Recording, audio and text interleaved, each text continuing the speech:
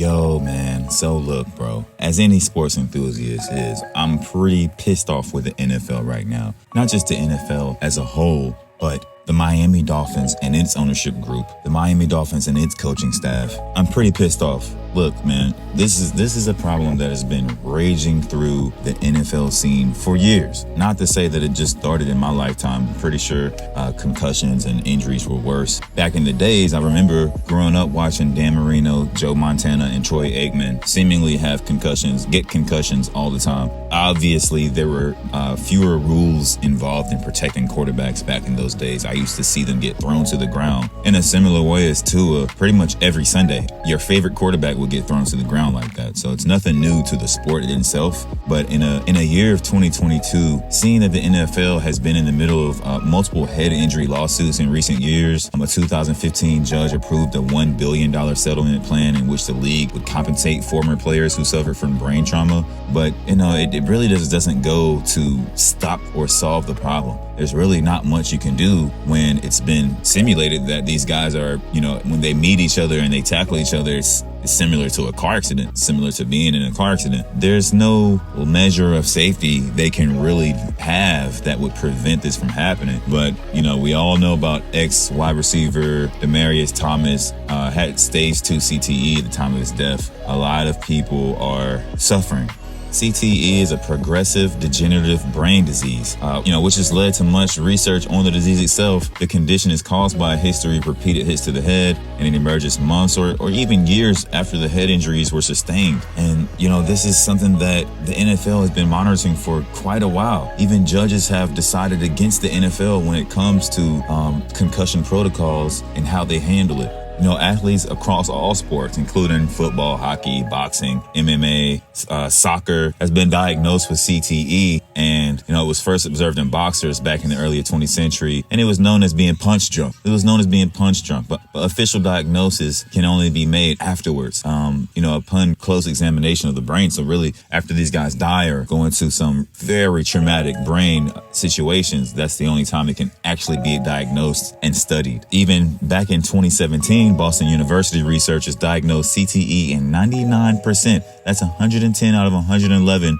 former NFL players whose brains were donated for study. The same study examined the brains of 202 football players at different levels of the game, including high school and college. It found CTE in 87% of players studied. So what are we talking about? NFL former player Greg Clark had CTE when he killed himself and was pronounced dead because of suicide. This is a serious issue, man. A lot of Vincent Jackson, stage 2 CTE. These guys are young and brilliant people for the most part, but this is a gladiator sport is what I like to call it. And certain injuries and certain trauma can be expected, but when you have a company like the NFL saying, oh, we make this game safe, we made it safe, we fixed this, we fixed that, we put this inside the helmet, we spend this much on helmet, we spend this much on padding, you expect some level of protection. You also expect some level of protection for not just all quarterbacks, but for black quarterbacks as well. I remember watching when they first instituted new quarterback rules, watching a guy like Cam Newton get blasted, watching a guy like RG3 get blasted. Last night, watching a guy like Tua get blasted, and, thrown down to the ground in a way that isn't quite necessary. And I'm pretty sure they made rules against. It was either putting your whole body weight on the quarterback or it was slamming the quarterback to the ground. I'm pretty sure you're not allowed to do either one of those anymore. So it was kind of weird to me watching this play unfold and seeing, obviously the attention is going to be on Tua and the concussion and, everything that went on with that. But what about the guy who slammed him to the ground? Was that necessary? Obviously, whether you slam a guy to the ground, just from a player's perspective, an athlete's perspective, the difference between slamming a guy to the ground or not could be the guy being able to get a pass out or get the ball out of his hand. But those are the lines that the NFL has drawn for pretty much every other position. You can't hit people when they're, defenseless, and that's all up to the athlete's judgment. Whether they deem a person defenseless or not, that's up to the athlete's judgment. So it's a dangerous game we're playing. Symptoms of CTE include memory loss, difficulty thinking, and behavioral changes like impulsiveness and aggressiveness.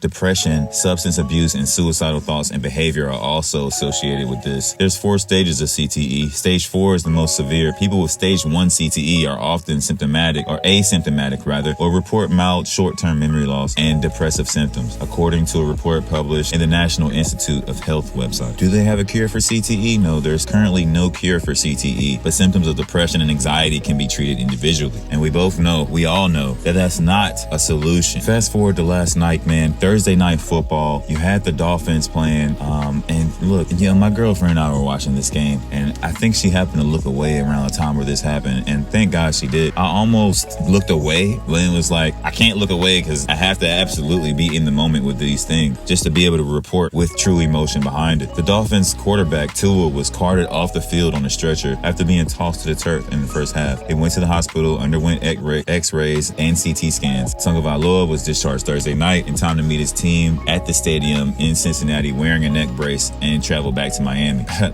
It's weird because I also watched that game against the Bills where he got tossed to the ground pretty hard and it seemed like he got up and quickly stumbled back down, almost like if you stand up too fast and you black out. And it was a couple times where he stumbled and wobbled, shook his head, tried to get the cobwebs out. And they tried to say that the guy had a back injury and a leg injury. I'm trying to figure out, first of all, when you have a back injury, you're not just standing straight up. You're definitely touching your back. You're definitely going to grab your back, grab your hip, grab your butt. You're going to grab that lower extremity and try to brace yourself and support yourself up. I saw Tua spring up off the ground almost too fast, showing that it's not a back injury. And he went immediately and grabbed his skull. He immediately grabbed his skull. And the thing is, they actually pay spotters in the crowd to watch, to have an extra set of eyes on if guys are getting concussed, and to have extra set of eyes on the team to make sure that they are following protocol. They're supposed to bring him to the sideline, put him in the tent, and ask him a series of questions that, if you did have a mild to severe concussion, you would have difficulty answering. Even the simplest questions like, what's your mother's middle name? What's your dad's, what's your address?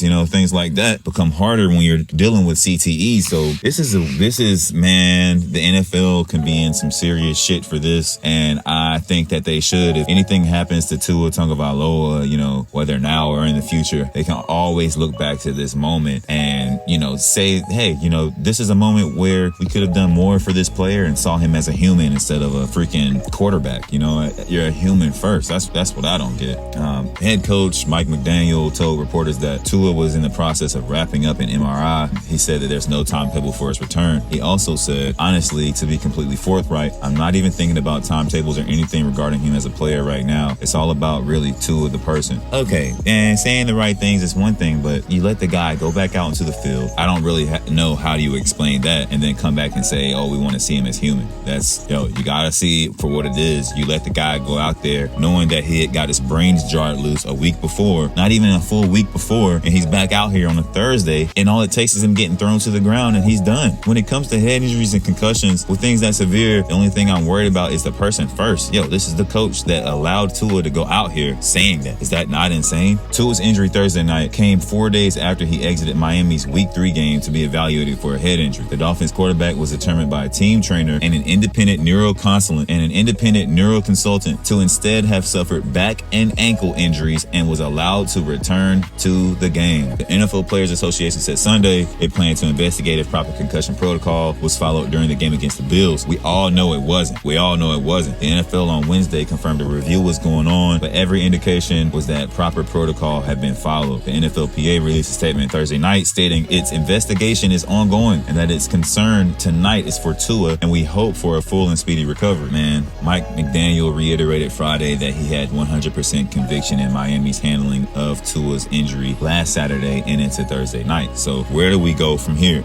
All right. NFL Chief Medical Staff Dr. Alan Seals told NFL Network on Friday that Tua had been checked for concussion symptoms throughout the week leading up to Thursday night's contest. Absolutely. I know that he was checked after last Sunday's game. I know that he was checked the following day. In fact, every player who gets examination on game day gets a follow-up exam the following day, even if that exam was negative. That's part of our concussion protocol. And then I know that this player was checked every day leading up to the game. Okay, you're talking about that's part of concussion protocol. What was the part of concussion protocol that told you it was his back and his ankles when he's holding his head and he's damn near passing out, blacking out on the field? What was the protocol then? When was he human then? See, I'm not going to sit here and rant for another 10 minutes, even though I could. But something inside of me tells me that if this was Tom Brady, if this was Aaron Rodgers, if this was Drew Brees, if this was any of those guys, that they would have took more precaution. But hey, Tom Brady's wife said he played a whole season with concussion problems. Andrew Luck also had concussion problems. Also also had neck problems. Peyton Manning played with neck problems. So it comes down to a greedy system that can't set a guy aside and think about his long-term livelihood, his family down the road, his kids down the road. He's here for the money. He's here to make us money. And these NFL owners need to be hung up on the meat rack for this type of behavior, for this type of business practice. This is insane. The question is, where does the NFL go from here? And it's the only thing they can do, pretty much monitor closer, be a little bit more transparent, also be a little bit more real with themselves as far as what's going on. If a guy that's a major part of your ratings is hurt, hey, you have to take a hit for your ratings. You have to take a short-term hit on your ratings for long-term success with your ratings. You can't say, okay, we've had this big matchup set up between these two teams. We have a team that went to the Super Bowl last year and a team that is 3-0 and hot, one of the hottest teams in the league this year. Everybody wants to see the matchup between Eli Apple and Jamar Chase. And yes, I was watching it as well. So it was a good matchup. It was a watchable game. But after